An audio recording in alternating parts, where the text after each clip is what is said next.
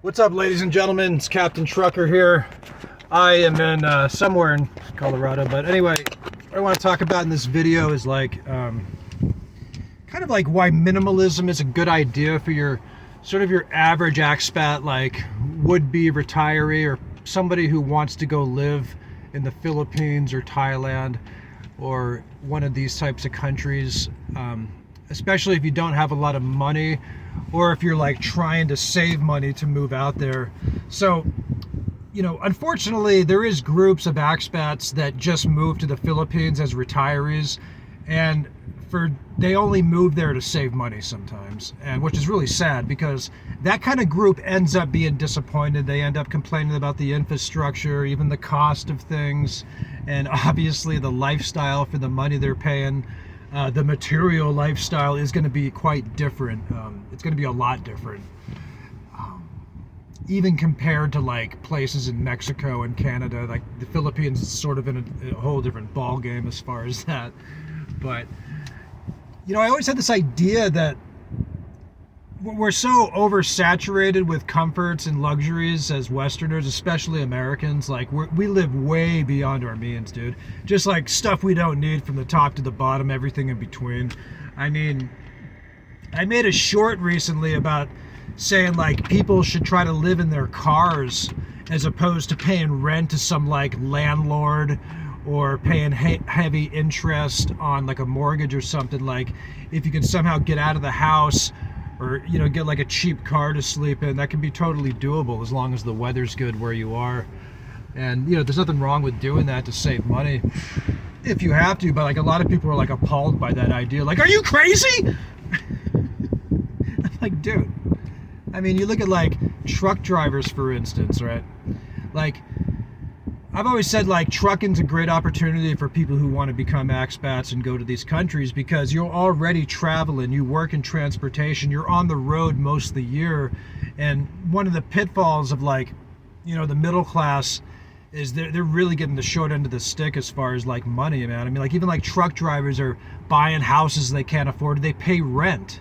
I'm like, dude, you live in a box most of the time on the road. Like, but some people, they're like, this idea of like being homeless freaks them out, And I gotta say, man, like the whole homeless thing is like, it's not the worst thing in the world. I've slept in parks before, dude. Like when I didn't even have a car.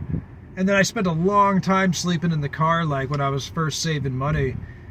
But it was like, I had a lot of fun, and like I was doing it like with some of my friends, like Shawn Weiss, the actor in the Mighty Ducks movies, the Disney movies back in the 90s. I mean, we were doing this and like we were filming stuff, and like that was a whole other story. But the point is like it wasn't like the worst thing in the world to be. I gotta make sure it's still recording. To sleep in your car. And like people were talking about hygiene. I'm like, dude, you get like your baking soda, hydrogen peroxide, and you dip your toothbrush in it and you go to the gym and exercise and shower every day. I mean, when I was homeless, dude, I was going to the saunas. I was going into the steam room. I was exercising. I mean, you get used to it's a conditioning, man. Like you don't need to sleep in the padded cell with like the insulation and stuff in some nice house, let alone, paying some landlord, basically paying the mortgage for them. It's ridiculous, man. I mean, wake up, guys. Like, inflation's not getting better. Like, this is what it's becoming in America, dude. Like, your money's not going anywhere, and you're certainly not helping yourselves by trying to maintain the same lifestyle you were living before. So, moving to the Philippines for you guys that want to move out there, like it's possible, okay? You just got to get outside of the box a little bit. And I am promoting this type of training for people in those situations because you're not going to have the same unnecessary types of comforts in the Philippines that you have in the U.S. You're not going to be living some like bougie middle class American lifestyle off your Social Security there. You got to really gauge those expectations. It's not going to happen. I mean, listen, you need a place to sleep and you need air conditioning. Now, air conditioning is very important in the Philippines, okay? Because it's very, very hot and humid. It's tropical, so that's a real thing. But yeah, man, I mean, it's all doable. Like say you're spending $1,000 a month on rent. You're throwing that away, man. That's $12,000 a year. I mean, do you know what that would do with like 10% compound interest if you even reinvested that into some ETF or stocks? You could change your whole life. So we got to start getting more outside of the box, and some people can understand that, but then some people are like, oh, Captain Trucker, that's ridiculous. How could you say such a thing? Because people are so afraid of like being like homeless. It was funny because like this woman I knew, like, and she's a nice girl and everything. I remember I was joking around at a restaurant. We were at my sister's wedding in Mexico, and we were in a restaurant, and there was like, people around us, and I was saying that I was like, being homeless. I was like, I was homeless for a while, and she goes, shh, like she got embarrassed, like, don't tell them that.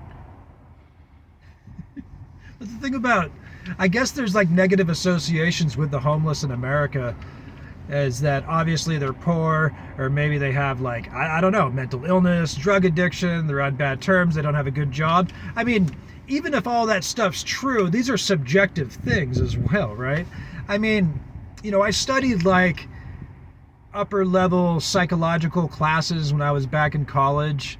I was studying like abnormal psychology, behavioral psychology, and we can get to those stories later, but okay. So in other words, this stuff is really, they're trying to condition people in America basically to be work whores. For like those homeless times that we were homeless together, like me, Sean, and Adam, okay, we were like the three musketeers. Like we all had the Jewish last names. We were like the three homeless Jews or something, you know what I mean? Well, that's what people thought. But anyway, I identify with Christianity. So, like I was saying about the stereotypes and the categories of quote unquote homeless people, is like, it's not always the case, okay? I didn't have like any serious drug problem. Adam was like the straightest, most sober arrow in the world. Sean did, and I'm not talking smack because Sean talks about it publicly. He talks about it on podcast. He did have because he was in bad health too at the time. I never witnessed it in front of my face. I mean, we tried to get him in rehab a few times, but what I wanted to say is like we were filming like projects and stuff, and like Adam was a really smart dude.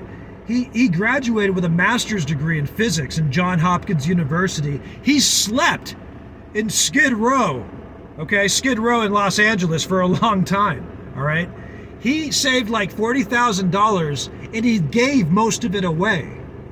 He gave it away to people that needed help, and that's a true story.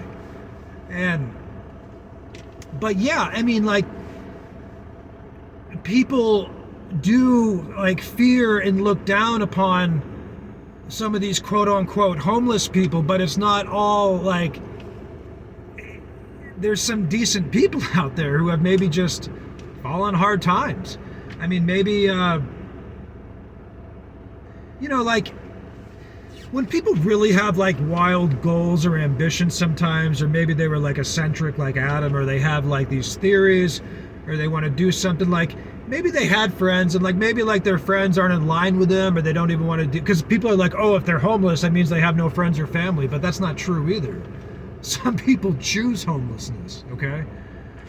Because they don't want to be under other people's whatever you call it, authority and control, maybe because you sleep under their roof, right? So yeah, I have no issues with like telling people that. I mean, because people I've known, even people close to me, are like, oh, maybe you shouldn't say that. But it's like, forget that, dude. That's why, the people getting the benefits are really like the lower class and the upper class. Like the people in between that are doing all the work, they're the ones getting the short end of the stick. So if you're kind of outside those boxes and say you're not working, or you are working but you're saving your money and you're getting ahead, I've met plenty of homeless people that were like intelligent. They once had careers, or maybe they were doing something else. I mean, Sean Weiss was a great example of that. He is a legitimate movie star, okay? He was worth millions of dollars at one point, all right? And yeah, I mean, they were treating him like he was just the next, homeless guy, and he didn't deserve any respect or something like that. Well, they do that to truck drivers anyway. I mean, that whole industry is like all these companies, they have to constantly promote in their recruiting how much they love drivers and how drivers are their number one priority, and they treat them like family and they're so wonderful and we love our drivers. No, you don't.